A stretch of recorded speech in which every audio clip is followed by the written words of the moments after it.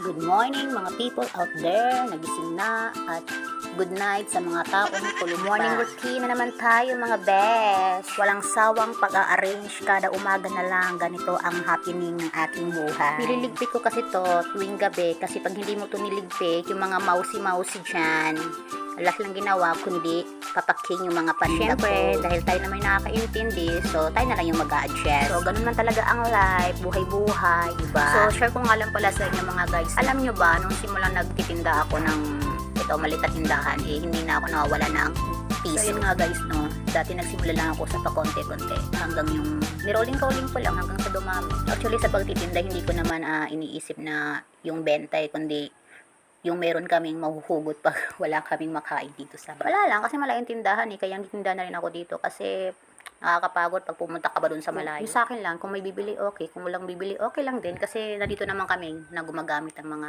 ganyan. So, ayun guys, na-share ko lang. Wala lang.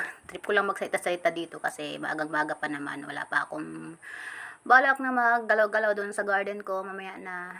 So, yun lang guys. Bye!